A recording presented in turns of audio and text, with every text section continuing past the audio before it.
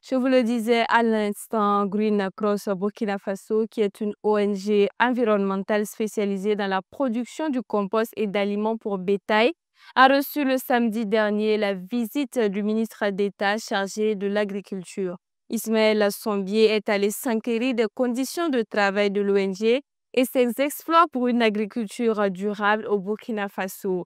Une visite qui trouve tout son sens dans un contexte de rareté des terres fertiles, estime les premiers responsables de Green Cross. Le film de la visite, c'est avec Mamadou Souare.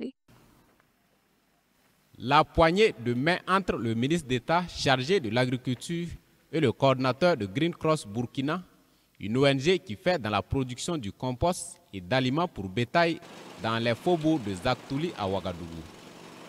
Ce 29 mars, Ismaël Sombier a décidé de venir s'enquérir des conditions de travail de l'ONG et aussi ses exploits pour révolutionner le secteur agricole au Burkina. Première cible de la visite, l'usine mobile clé en main compostataire. Cette usine composée de broyeurs de végétaux est présentée dans les détails au ministre Sombier de son rôle dans la facilitation du déplacement de la biomasse à sa capacité de production. 2,5 kg pour 2,5 tonnes. Donc si vous avez 5 tonnes, c'est 5 heures. Hypothèse pessimiste, vous travaillez 3 heures ou 2 heures et demie par jour, vous avez un tas par jour. Donc vous avez 2,5 tonnes par jour. En 10 jours, vous avez 25 tonnes. En 20 jours sur 30 jours, vous travaillez 20 jours sur 30 jours, vous avez 50 tonnes. En 10 mois, vous avez 500 tonnes sur 12. Et 500 tonnes, ça fait 10 000 sacs de ciment kg.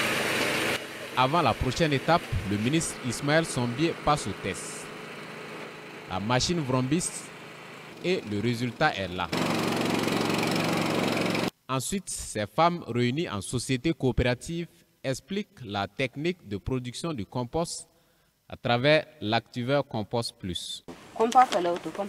Voici l'activeur Compost Plus. On divise ce paquet-là en 5. La première partie subit un mélange et on la renverse après.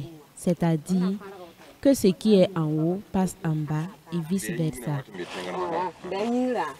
Puis 15 jours après, on change de récipient. C'est un peu le processus avec l'activeur Compost Plus. Et le processus prend 2 mois.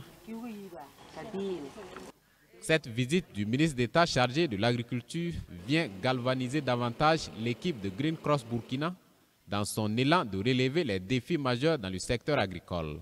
Il y a 2 problèmes majeurs sur le problème de la fertilité des sols et de l'eau. Il ne faut pas chercher autre chose.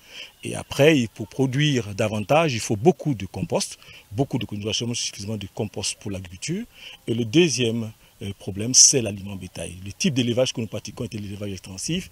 Il faut donc travailler à résoudre la troisième lutte sur la révolution qui était la lutte contre la dégradation des animaux.